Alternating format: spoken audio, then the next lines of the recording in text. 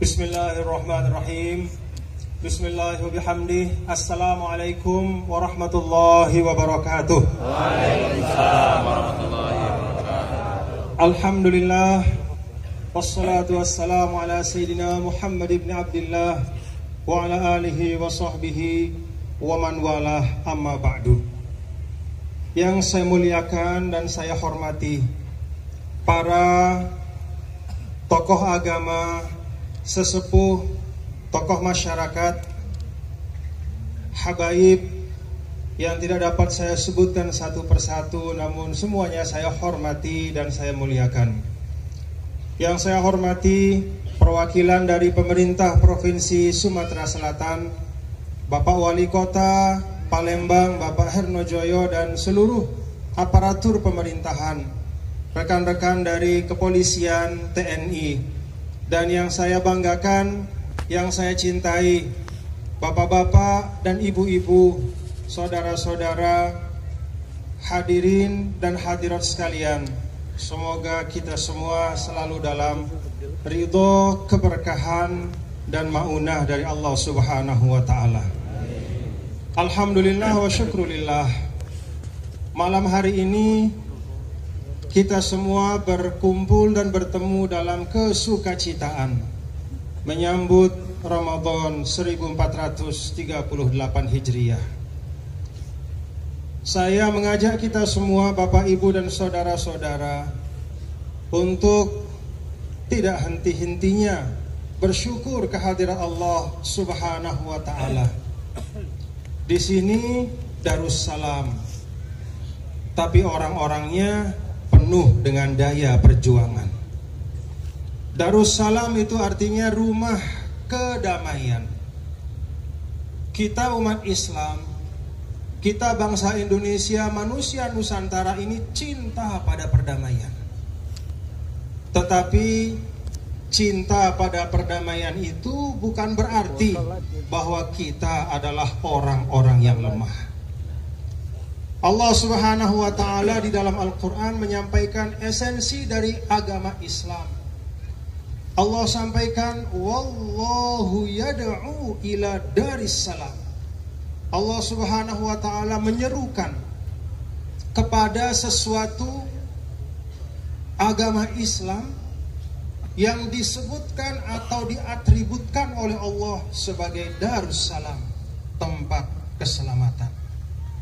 Tapi pada saat yang sama, Allah Subhanahu wa Ta'ala juga memerintahkan kita semua, wa a'iddu lahum mastata'tum min quwwah, bahwa kita sebagai umat, termasuk kita sebagai seluruh rakyat di Indonesia yang kita cintai ini, a'iddu lahum mastata'tum min quwwah, siapkan dirimu dengan sebaik-baik persiapan. Siapkan dirimu dengan seutuh-utuh persiapan, kekuatan yang membuat siapapun yang benci kepada agama, yang membuat siapapun yang benci kepada Indonesia akan berpikir 1000 kali untuk mengganggu kita di negara kesatuan Republik Indonesia. Maka memang cocok Palembang ini atau bumi ini adalah Darussalam. Memang cocok karena manusianya.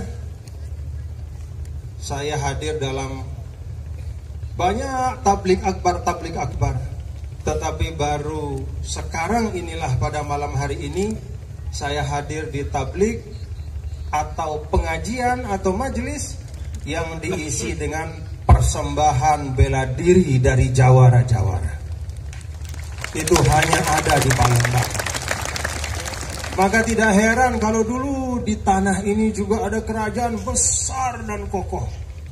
Kalau dulu sekian waktu yang lalu juga ada kesultanan yang megah dan kuat. Sekarang juga Palembang dan Sumatera Selatan ini insya Allah akan jadi paku yang kokoh dan kuat untuk negara kesatuan Republik Indonesia. Akan menjadi paku yang kokoh dan kuat untuk kejayaan Islam dan umat Islam. Maka Saya bersyukur dan senang bisa bersilaturahim dengan bapak-bapak dan saudara sekalian. Hebat Palembang ini. Beberapa hari yang lalu saya bersama Gubernur bapak-bapak, ibu-ibu, Bapak Alex Nurdin ikut ada kegiatan bersama TNI namanya Pembartan, latihan menembak. Begitu kami ke lapangan tembak, Pak Alex melihat jarak sasaran yang disiapkan itu hanya 10 meter. Pak Alex ketawa, kata beliau, di Palembang biasanya kita nembak 300 meter, kata beliau. Gubernurnya jago tembak, anak-anak mudanya jago silat.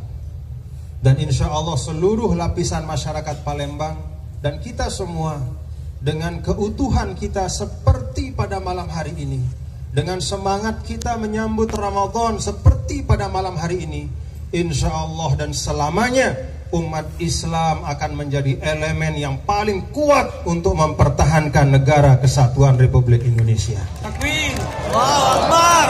Bapak Ibu hadirin dan hadirat sekalian, tidak ada yang lebih pantas di dalam diri kita selain kesukacitaan menghadapi Ramadan. Pada saat Ramadan akan tiba, Nabi kita Nabi Muhammad sallallahu alaihi wasallam itu disebutkan di dalam riwayat selalu berhias dengan pakaiannya yang paling bersih. Nabi Muhammad sallallahu alaihi wasallam selalu menggunakan wewangian yang paling wangi, seakan menerima tamu mulia yang akan datang.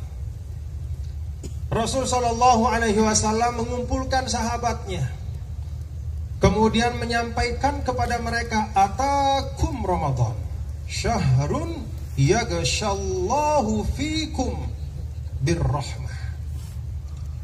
Sekarang kita sudah kedatangan satu tamu yang namanya Ramadan, bulan yang Allah Subhanahu wa ta'ala tidak hanya satu atau dua memberikan kasih sayangnya kepada umat, tidak hanya memberikan satu dua kasih sayangnya kepada manusia, namun meliputi hanya pada Ramadanlah yaghshallah, hanya pada Ramadanlah kasih sayang, rahmat dan seluruh kebaikan-kebaikan dari Allah Subhanahu wa ta'ala itu melingkupi umat manusia. Fayunzilu fihi rahmata, Allah Subhanahu wa ta'ala menurunkan di dalamnya kasih sayangnya.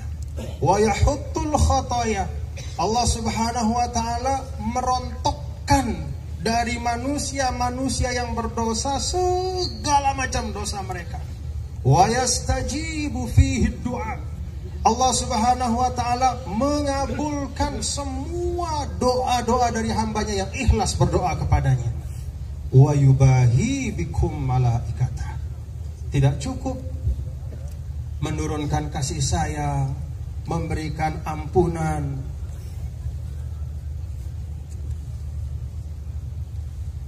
melepaskan, merontokkan dosa-dosa manusia, Allah pun di langit membanggakan orang-orang yang berpuasa di depan para malaikatnya.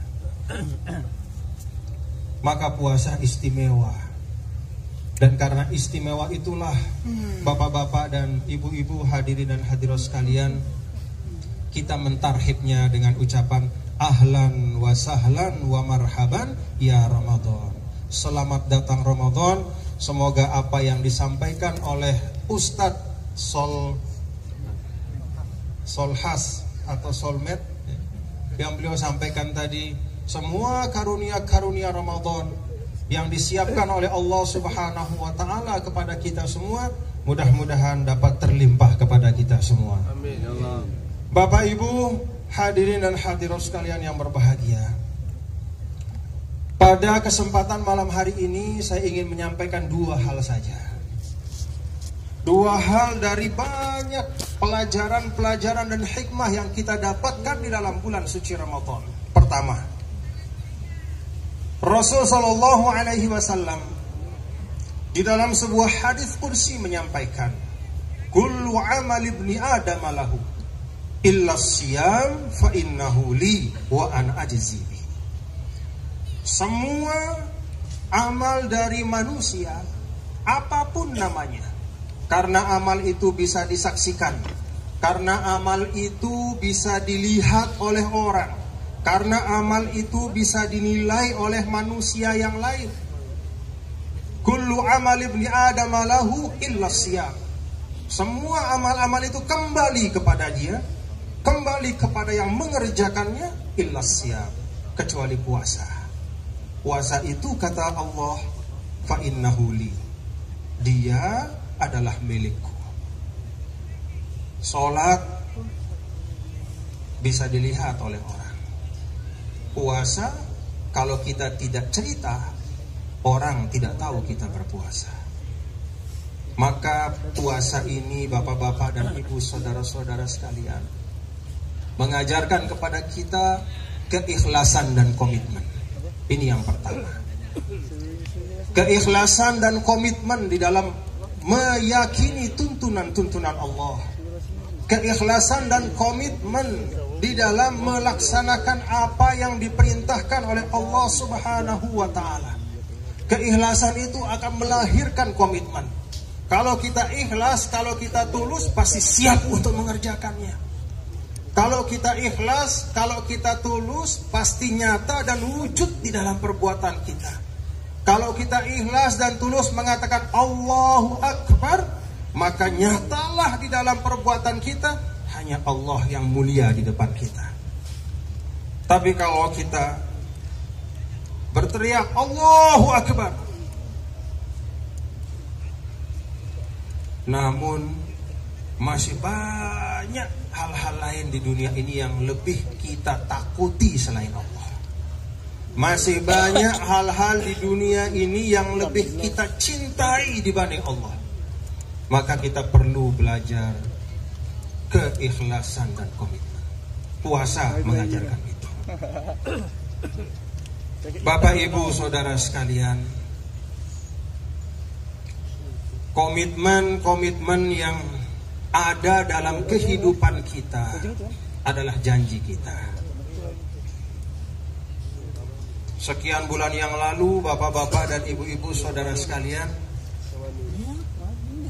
Republik Indonesia ini ribut gara-gara satu ayat. Ayat apa itu? Surah apa? Surah Al-Maidah ayat 51. Ribut. Ada satu ayat. Semangat untuk kita bela. Tapi kita harus ingat bahwa Al-Maidah itu tidak hanya satu ayat. Sebelum ayat 51 itu ada 50 ayat sebelumnya. Dan 50 ayat sebelumnya itu diawali dengan firman Allah Subhanahu wa ta'ala, ya ayyuhalladzina amanu aufu bil uqud.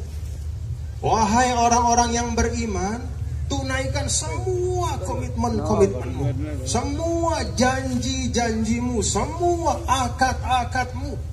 Tidak hanya akad antara seorang laki-laki dan perempuan dalam pernikahan, tidak hanya akad antara seorang penjual dan pembeli dalam transaksi di pasar, tidak hanya akad antara bawahan dan atasan, tetapi juga akad yang besar dan menaungi kita, akad kita dan komitmen kita di dalam negara kesatuan Republik Indonesia. Ini bagian dari akad kita dan transaksi kita, bapak-bapak, ibu-ibu. Kenapa saya katakan bahwa Republik Indonesia ini adalah bagian dari ukut kita?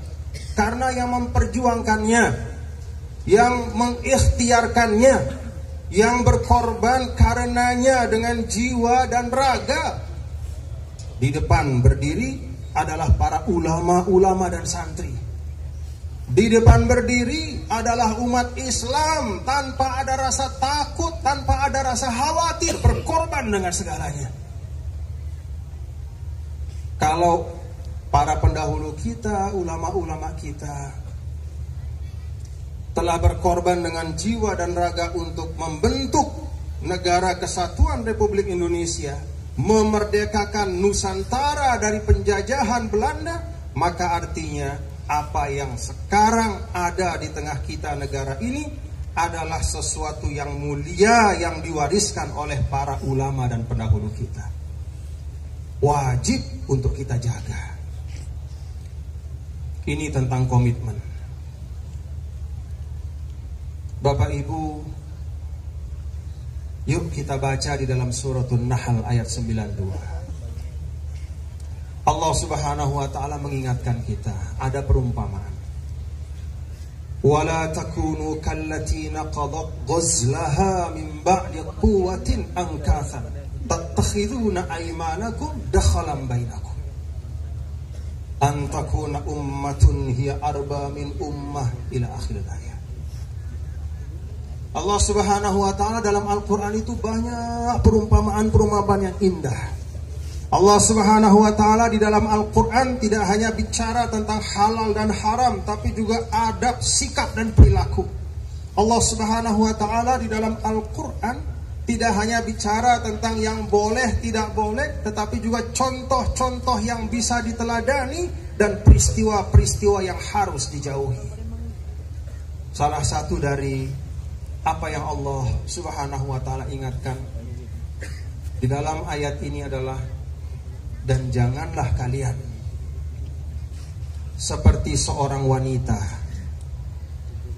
yang mengoyak-ngoyak rajutannya min ba'di quwwatin, setelah dia memintal. Seorang perempuan atau penenun, pemintal yang membuat, katakanlah misalnya di Palembang ini songket Palembang. Sudah lama dia buat songketnya. Pelan-pelan dia pasang satu benang dengan benang yang lain. Dia jalin, dia pintal, dia habiskan waktu 1 hari, 2 hari, seminggu, 2 minggu. Begitu mau selesai, begitu bahkan sudah kuat ikatan-ikatannya, sudah indah jalinan-jalinannya, dia robek sendiri. Jangan seperti itu. Kalau ada penenun seperti itu, penenun pintar atau bodoh Bapak Ibu? Penenun pintar apa bodoh?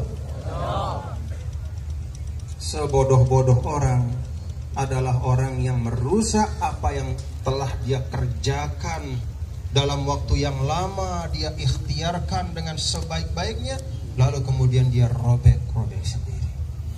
Sebodoh-bodoh masyarakat atau bangsa adalah masyarakat atau bangsa yang telah membangun sesuatu yang dia miliki bangsanya itu dalam waktu yang lama, yang menjadi benang-benangnya itu darah-darah para syuhada, yang menjadi bahannya untuk mencelupkan kain yang namanya bangsa Indonesia itu adalah segala macam pengorbanan ratusan tahun. Sebodoh-bodoh masyarakat itu adalah yang kemudian merobek-robeknya. Wala takunu kallati naqadat ghazlaha. Komitmen.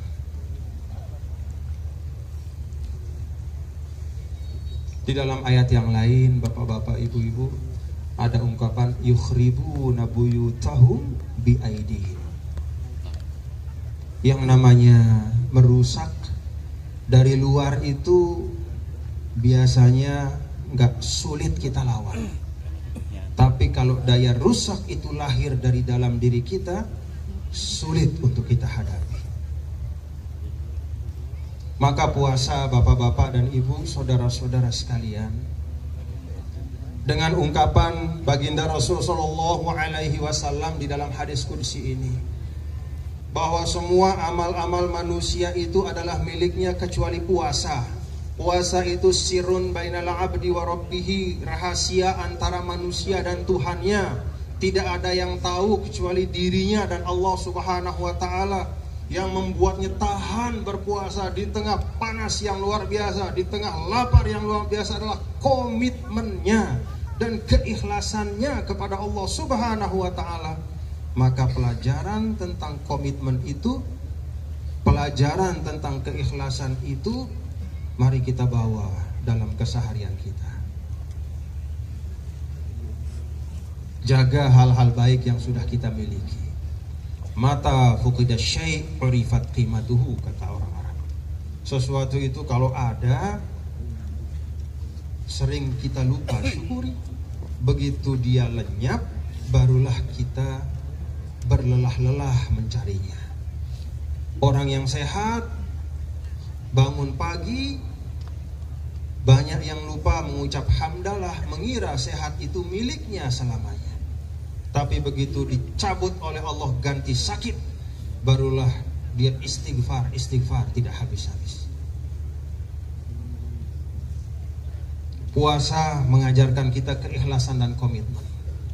Dan insya Allah bapak-bapak, ibu-ibu, hadirin dan hadirat sekalian, sebagaimana para ulama kita dan ulama-ulama, para santri-santri dan orang-orang terdahulu di seluruh penjuru negeri, umat Islam maju paling depan. Bahkan diceritakan di dalam sejarah itu bahwa tahun 43 sampai tahun 45 itu pesantren-pesantren itu menutup kitabnya, tidak ngaji. Kenapa tidak ngaji? Karena ramai-ramai belajar bela diri. Untuk apa? Bersiap merebut kemerdekaan. Itulah pondok pesantren. Energi yang luar biasa untuk umat.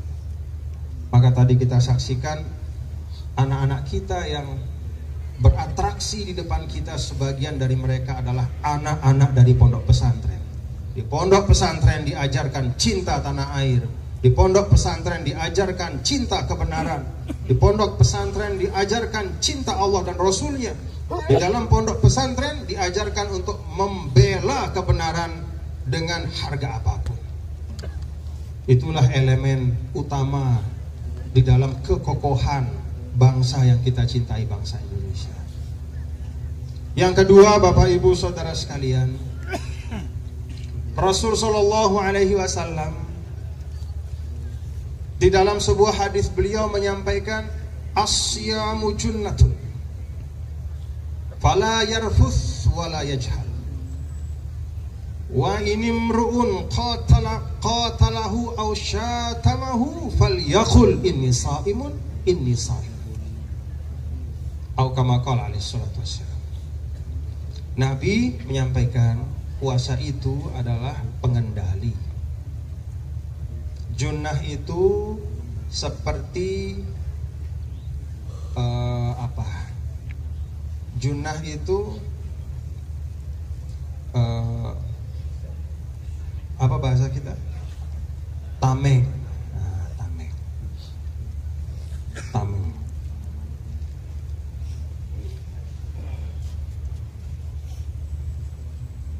Apa maksud bahwa puasa itu tameng?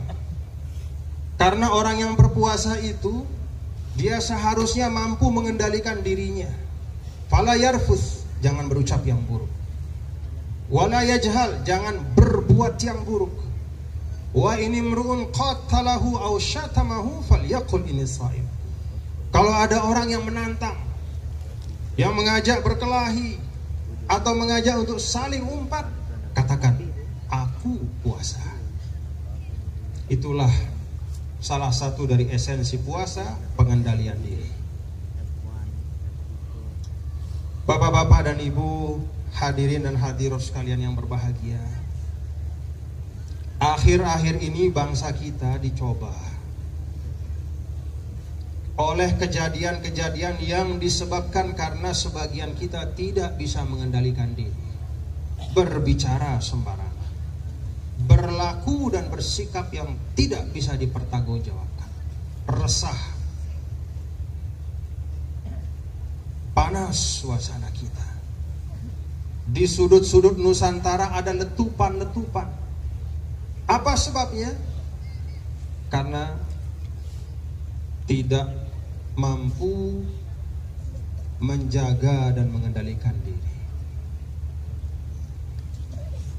Dulu pada zaman Rasulullah SAW hidup, bapak-bapak ibu, ada orang datang kepada beliau bercerita, ya Rasulullah, saya punya teman yang saya kenal, ada 2 perempuan. Perempuan ini ada di belakang saya bawa dia bersama-sama dengan saya. 2 perempuan ini sekarang sedang berpuasa, tetapi keadaan mereka seakan-akan seperti orang yang mau mati kehausan. Rasul Shallallahu Alaihi Wasallam begitu mendengar ucapan itu memalingkan wajah. Itu Rasul. Kalau beliau tidak berkenan, beliau memalingkan wajah. Diulangi lagi, sampai kemudian Rasul Shallallahu Alaihi Wasallam mengatakan, ambilkan saya wadah. Diambil wadah oleh seorang sahabat, diletakkan di depan Rasul. Kemudian Rasul mengatakan kepada salah satu dari perempuan itu, dari dua perempuan itu, qi'i, muntahkan. Dia muntah. Yang keluar itu bukan makanan. Yang keluar itu ada nanah, ada darah, ada potongan-potongan kecil daging yang menjijikkan dan bau luar biasa. Sampai setengah wadah itu terisi. Selesai yang pertama, Rasul katakan kepada yang kedua, muntah. Muntah lagi yang kedua, isinya sama. Dia muntah nanah yang keluar, darah yang keluar, potongan-potongan daging kecil-kecil yang baunya luar biasa. Sampai penuh wadah itu. Apa kata Nabi kita, Nabi Muhammad Sallallahu Alaihi Wasallam?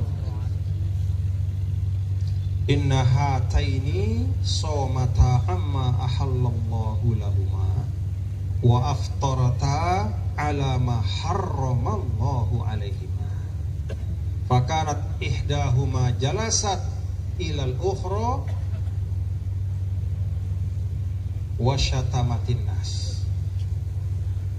Kata Rasul sallallahu alaihi wasallam, kedua orang ini dia puasa dari apa yang dibolehkan oleh Allah. Dia tidak makan, makanannya halal, tapi dia tidak makan karena puasa. Dia puasa, tidak makan, tidak minum hal-hal yang dihalalkan oleh Allah Subhanahu wa taala, dia tahan dirinya karena dia berpuasa, tapi pada saat yang sama dia tidak puasa terhadap hal-hal yang diharamkan oleh Allah Subhanahu wa taala. Apa itu? Satu sama lain tidak berhenti menggunjingkan orang. Na'udzubillah. Bapak, Ibu, saudara-saudara sekalian, kalau sekarang orang ramai berbicara tentang media sosial, di dalam media sosial yang ada baiknya itu juga ternyata banyak terisi dengan hal-hal yang kurang baik, bahkan hal-hal yang bisa sangat merusak kita. Ada berita-berita yang tidak benar, hoax, fitnah-fitnah, segala macam. Bapak, Ibu, saudara sekalian, orang yang menulis satu fitnah adalah orang yang tidak bisa mengendalikan dirinya. Orang yang membuat berita-berita dusta, apalagi menzolimi orang lain, apalagi merusak kehormatan orang lain, orang itu adalah orang yang tidak mampu menjaga dan mengendalikan dirinya. Puasa mendidik kita untuk mengendalikan diri. Mari Bapak, Ibu, saudara sekalian, dengan puasa kita jadikanlah Ramadan ini sebagai senjata. Senjata yang pertama untuk meneguhkan komitmen kita berbangsa. Senjata untuk meneguhkan komitmen kita bermasyarakat di dalam keberagaman. Islam itu mengakui keberagaman, Bapak-bapak, Ibu-ibu. Kita umat Islam tidak pernah bermasalah dengan urusan ras, suku, bangsa, apapun, bagaimanapun bentuk fisiknya. Islam tidak pernah mengurusi itu. Yang diurus oleh Islam itu adalah iman dan amal soleh.